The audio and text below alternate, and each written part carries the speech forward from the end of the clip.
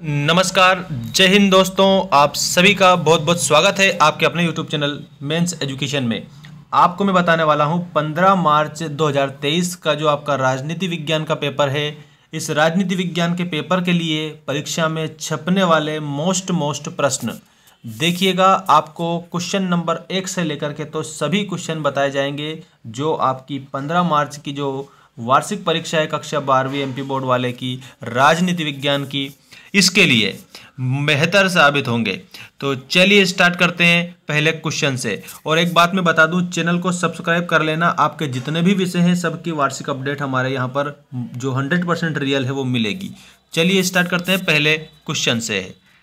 देखिएगा, आपका पहला क्वेश्चन है, बर्लिन की दीवार क्या है, लिखिए।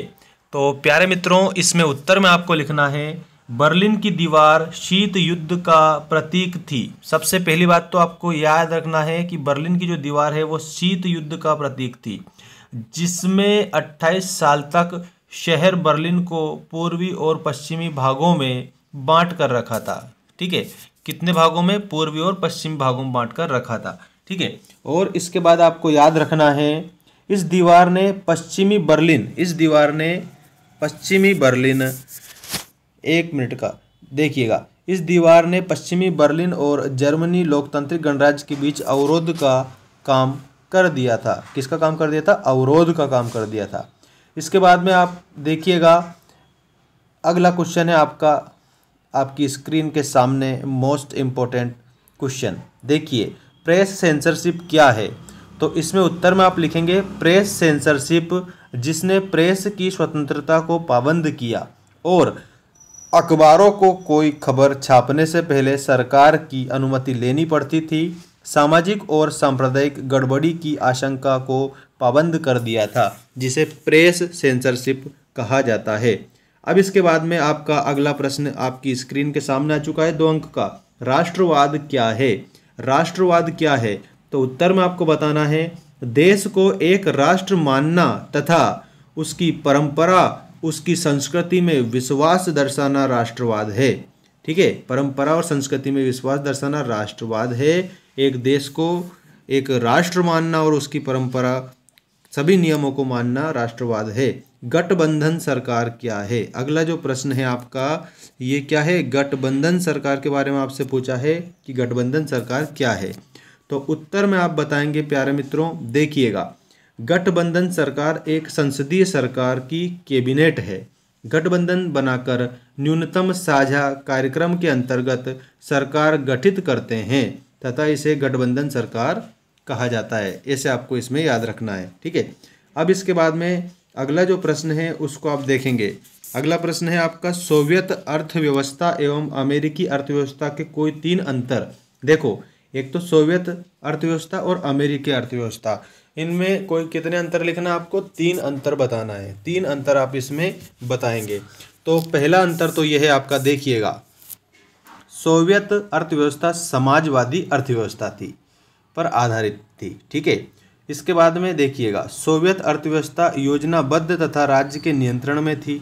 ठीक, और उसके बाद में सोवियत अर्थव्यवस्था में भूमि तथा अन्य उत्पादक समस्याओं पर राज्य का ही स्वामित्व या नियंत्रण था। ठीक है, अब इसके बाद में आपका नेक्स्ट क्वेश्चन है, आसियान संगठन के प्रमुख उद्देश्यों को लिखिए। आसियान संगठन के प्रमुख उद्देश्य इस प्रकार हैं, देखिएगा, आसियान की स्थापना पूर्व एशिया में आर्थिक विकास, सामाजिक विकास गतिविधियों को तेज करना। ठीक है, और इसके बाद में आपको याद रखना इसका उद्देश्य क्षेत्रीय शांति एवं स्थायित्व को सुनिश्चित करना। क्षेत्रीय शांति और स्थायित्व को क्या करना?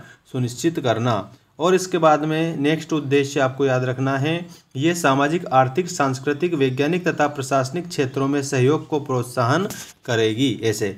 और उसके बाद लास्ट उद्देश्य में यह गैर सैनिक एवं विचारधारा से संगठन है। ठीक है, जो सहयोग एवं विश्वास निर्माण पर बल देती है। ठीक है, तो ये आपको किसके उद्देश्य लिखने थे पूरे? तो आपको एक बात याद रखनी है, आसियान संगठन के। किसके उद्देश्य लिखने थे? आसियान संगठन के। अब मैं आपको अगला प्रश्न बता रहा हूं जो आपकी परीक्षा के लिए मोस्ट इम्पोर्टेंट है। देखिएगा प्यारे मित्रों, राज्य पुनर्गठन आयोग क्या दिया है आपको? राज्य पुनर्गठन आयोग को समझाकर लिखिए। राज्य पुनर्गठन आयोग से रिलेटेड क्वेश्चन 100% आ सकता है। तो बिल्कुल आप क्या करेंगे, अच्छे से याद करके जाएंगे परीक्षा के लिए। देखिएगा, सरकार ने राज्य पुनर्गठन की सिफारिशों में कुछ संशोधन किया। 16 जनवरी 1956 को आयोग की सिफारिश स्वीकृत की गई, जिसे राज्य पुनर्गठन आयोग के रूप में जाना जाता है। ठीक है, ऐसे आप याद रखना और समझिए इसी में और क्या क्या दिया है आपको। राज्य पुनर्गठन आयोग से रिलेटेड आपको क्या लिखना है, केरल, मध्य प्रदेश और कर्नाटक के नए राज्यों की स्थापना की जाए। ठीक है, और इसके बाद में मद्रास, राजस्थान, उत्तर प्रदेश, बिहार व उड़ीसा यथावत बने रहेंगे। कौन कौन से राज्य यथावत बने रहेंगे, मद्रास यथावत बना रहेगा, राजस्थान यथावत बना रहेगा, उत्तर प्रदेश और बिहार यथावत बना रहेगा। असम में त्रिपुरा के क्षेत्र को सम्मिलित किया जाए। ये राज्य पुनर्गठन आयोग की 3 मुख्यतः बातें थी। ठीक है, और इसके अलावा याद रखना नंबर 4 वाली जो उन्होंने बात बताई थी वो ये थी आप लोगों की, त्रिपुरा को केंद्र शासित क्षेत्र के रूप में, किसको, जो त्रिपुरा है ना, उस त्रिपुरा को केंद्र शासित रूप में रखा जाए। ठीक है, अब इसके बाद में सूचना का अधिकार अधिनियम क्या है, ये आपका IMP क्वेश्चन है। सूचना का अधिकार अधिनियम मोस्ट इम्पोर्टेंट क्वेश्चन।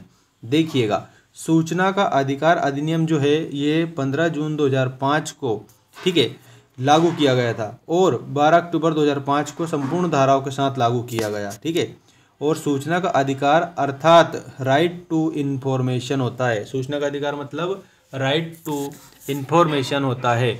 सूचना का अधिकार का तात्पर्य है सूचना पाने का अधिकार।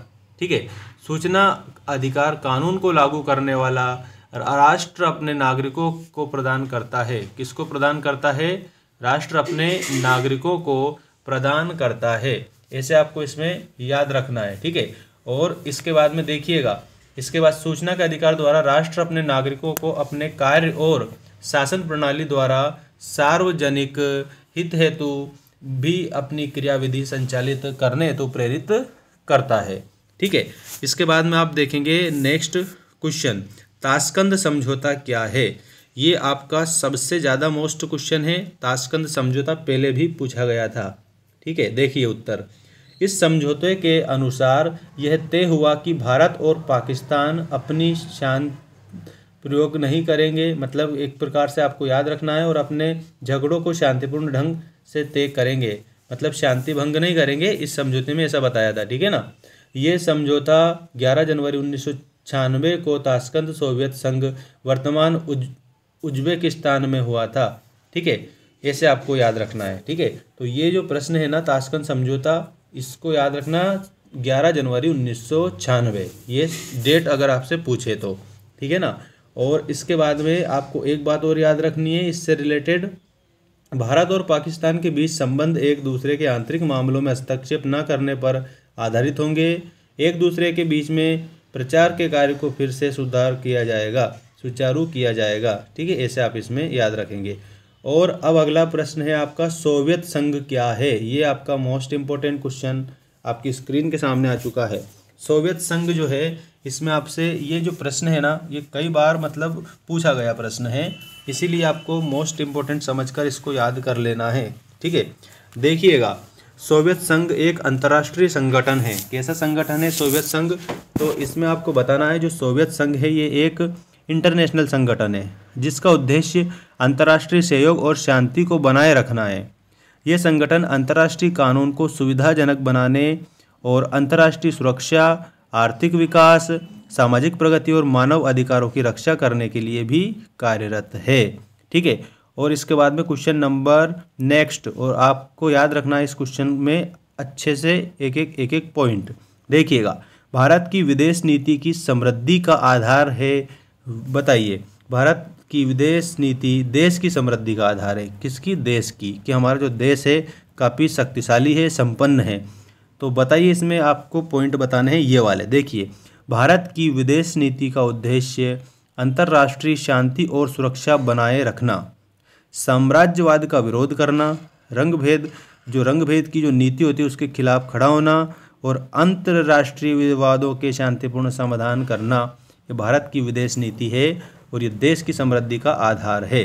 ठीक है, तो प्यारे मित्रों, आपकी राजनीति विज्ञान का जो 15 मार्च का जो पेपर है, इस 15 मार्च के पेपर में इनमें से आपको क्वेश्चन 100% देखने को मिलेंगे। नेक्स्ट वीडियो बहुत जल्द आने वाला है, तो बने रहिए हमारे चैनल पर और चैनल को जरूर सब्सक्राइब करें ताकि आपको अपडेट मिलती रहे 100% true and right. Thanks for watching, take care all of you.